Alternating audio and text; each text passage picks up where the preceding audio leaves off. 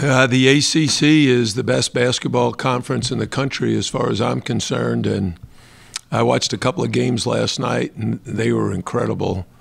I watched the Duke-Pittsburgh game, and I don't know if there's a team in the country that can beat Duke when they play like that.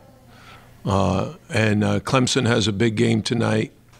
They got NC State for the second time in 2 weeks.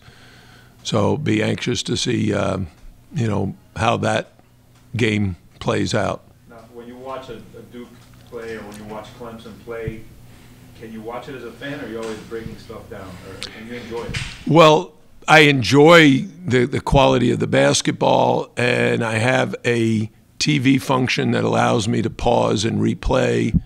So, I watch it both as a fan and as a coach, and looking at them as our next opponent. That's the best way to skip through the commercials, too. Yes. Hey, Jim, what's the next step for Chris's development? I mean, he looks like he's made a lot of progress already, but what would you like to see him hone in on specifically moving forward the rest of the season? Well, Chris Likes is playing well. I think the biggest thing for all freshmen is to learn as much as they can, so that you kind of understand things. So I go back to the book The Art of War by Sun Tzu. Right? First, you must know yourself, but you then must also know your teammates, and you must also know your opponent. And if you know all three, you're very well prepared for the battle. But if you don't know yourself, or you don't know your teammates, and you don't know the opponent, you're going to struggle. Even if you're very good, if you don't know yourself as to what you need to do against a certain opponent. For example, we're going to be talking to our players today about how Florida State pressures and extends their defense. That gave us opportunities to run and attack off the dribble. Against Clemson, a team that plays much more like Virginia, more of a packing defense, the ball needs to move faster, and you need to spread that defense out. And the way you do it is with passing and cutting. And that's an adjustment. If you think you're going to score the same way you did against Florida State on Saturday afternoon, well, you're sadly mistaken. I want to get back to that. When you're watching games, I know you watch a lot of game film. People break down film, but when you're watching a game on TV, do you even listen to the commentators? And sometimes do you pick stuff up by something they might say on a TV copy of the game? Oh, yes, absolutely, for sure. But I also sometimes mute the color commentary, because the color commentator annoys me because he's talking too much and he's saying so many things over and over again that I already know, so I don't need to listen to him. But I'll give you an example. Last night at about 10:15, I called Chris Caputo. I was watching the New York Knicks play an overtime game, and they ran a side out of bounds play that I really liked. And so I called Chris and told him we need to discuss this. And then he texted me a Miami Heat sideline out of bounds play that they ran twice for victories. And so this morning at 9 o'clock, we watched those to see if any of those fit our personnel and something we might want to run at the end of games. On the Heat one, though, they had a foul given, they didn't foul the guy. Yeah, I've seen that several times. The Knicks played, who'd they play last night? Yeah, Chicago Bulls. Chicago Bulls had a chance to foul, and Porzingis ended up making a three to tie the game and put it into the second overtime. If they had fouled him, the two free throws only would have pulled them within one. I'll tell you a funny story. Dave Wohl, who is one of the original Miami Heat guys, who's now with the Los Angeles Clippers, was watching my George Mason team lose a heartbreaker in overtime to Penn State. And he texted me immediately after the game. He said, "Don't you know you foul when you're up 3 with under 5 seconds to go?" So I called him. I said, I was reluctant to do that, but what's the theory? And he gave me a statistic. And since then, in almost all occasions, we try to foul if we're up 3 with under 5 seconds. The problem is there's a lot of human error. The referee might call a foul in the act of shooting. Your player might get called for an intentional foul.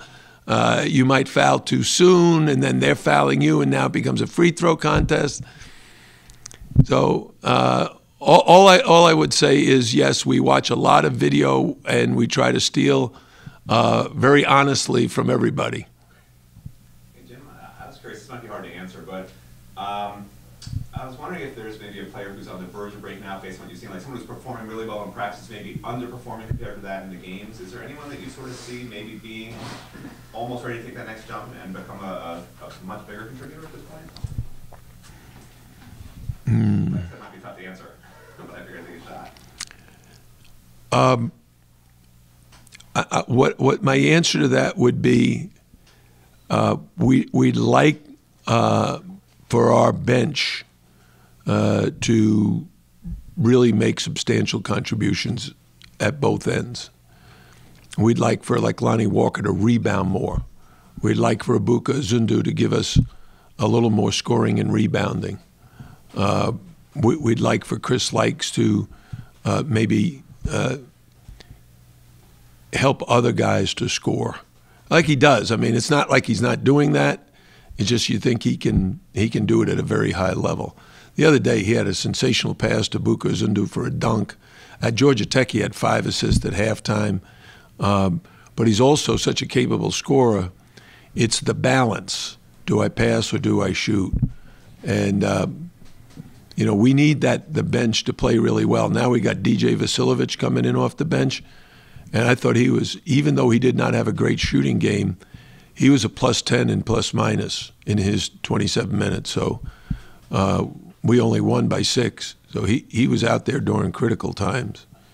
Jim, you said it's going to be a much different game against Clemson than what you had against Georgia State. Why is that? What do they do so different? Well, what I was saying is the defense is different. Against Florida State, there's a lot of pressure. They pick up full court.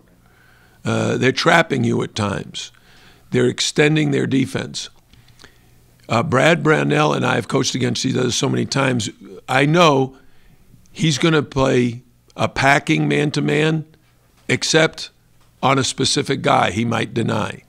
So like our 5-man, he might deny our 5-man, or our point guard, he might deny our point guard. But everybody else is going to be in the lane and trying to stay between the ball and the basket. And that's very challenging for your team.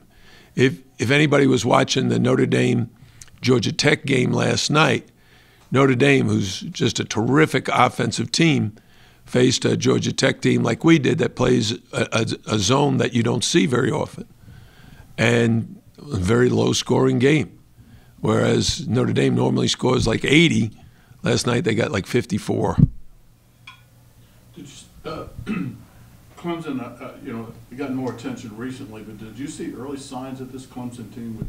Yeah, like last year. The only question was how many guys were coming back. Now they've got 4 seniors and a junior in the start lineup. That's a great formula for success. Veterans who've been in the system, who really know the coach, knows the coaching style, knows the philosophy, has played in the system, and they know each other. So what I was saying earlier about the art of war, these guys, number 1, know themselves. 2, they know their teammates. And 3, they're very familiar with every opponent. Jim, just the turnaround. It's going to be, live in the ACC. We've talked about it before.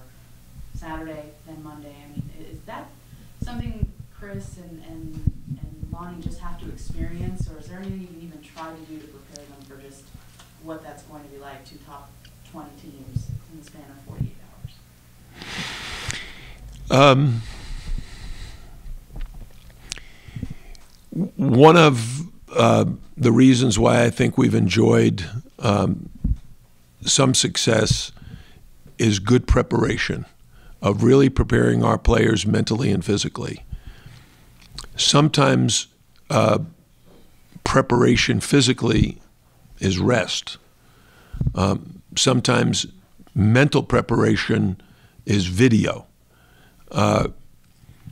but we would much prefer to have several days to practice for an opponent rather than just a quick turnaround Saturday to Monday. But everybody in our league has to deal with it. So it's not like we're at a disadvantage because the other team has a week to prepare and we don't. So our players will likely feel a sense of urgency this week. You know, Clemson's a top 25 team on the road, a place that's very, very hard for us to play at and win. And then Duke is, based on what I saw last night, they play like that. I don't know if there's anybody in college basketball that can beat them when they're playing their game like that. Can you expound a little on that? I know Monday's after Saturday, but we won't see you between. What do you expect from Duke? Well, what I observed last night was a team that was very focused at the defensive end of the floor.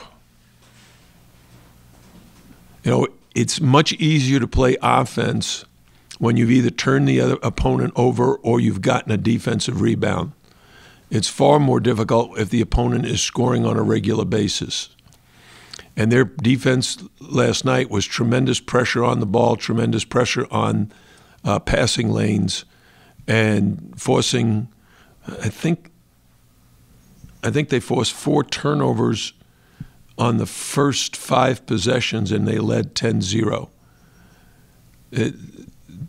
That's saying an awful lot about how effective their defense was. And they were able to sustain it because their bench played with such focus and determination.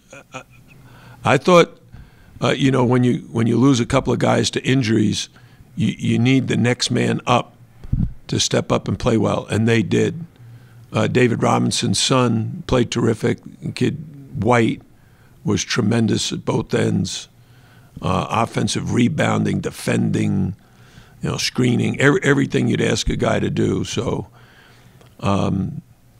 they've got a very talented starting 5, but their bench really was impressive last night. Are you surprised that they lost 2 games already so early or not? No, because they're also young. Mm-hmm. You know, even when you're the better team, even when you have more talent, if you don't know the opponent, you missed the first part. You were late for the press conference. I was parking far. It is insane out there today. It is. You know, if one of my players said he was late for practice because he had to park very far, what I would say? All right. Okay, so here's what you missed. Here's what I said. In the book, The Art of War, Sun Tzu wrote, first you have to know yourself, then you have to know your teammates, and then you have to know your opponent. Well, with young teams like Duke has, like we have, like many of the teams in our league have a lot of good young players. They may think they know themselves, but not at the college level. You got to kind of learn what your college game is going to be about. Second, you got to learn your teammates. And third, you got to learn the opponents. And a lot of times, you may not know how good the opponent is because they're not ranked, they're not one of the teams that everybody's talking about. You don't watch them on TV, and then all of a sudden you play against the guy, and it's like, man, I didn't know how good this guy was. That's right, you didn't. And your lack of familiarity causes the issues during the game where you don't win the game because this guy is really good at something and you couldn't stop him. How special is this place on a Monday night like the one atmosphere, fans? Well, what last night I observed was ESPN was pumping up Big Monday. Like at every commercial, I'm watching Duke versus Miami, and we got Duke players hitting shots and Miami players dunking the ball.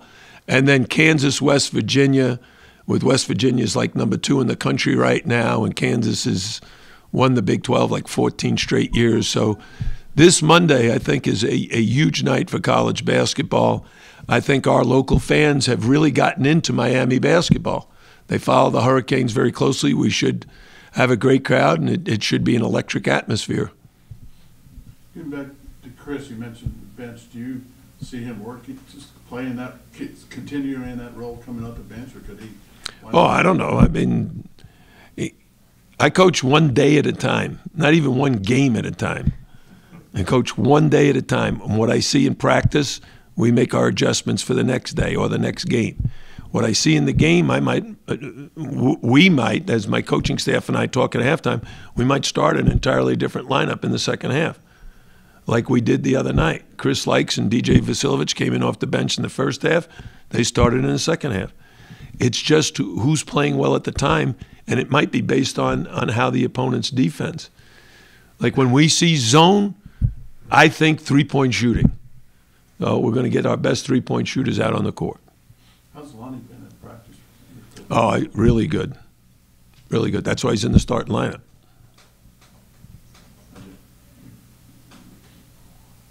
Anything else? Oh, by the way, there's an article about Lonnie Walker if you haven't read it. Has everybody seen it? I saw, from the Reading paper? From the Reading paper? The newsmaker of the year in Reading, and the story is phenomenal. And it says so much about him as a person, as a student, as a leader.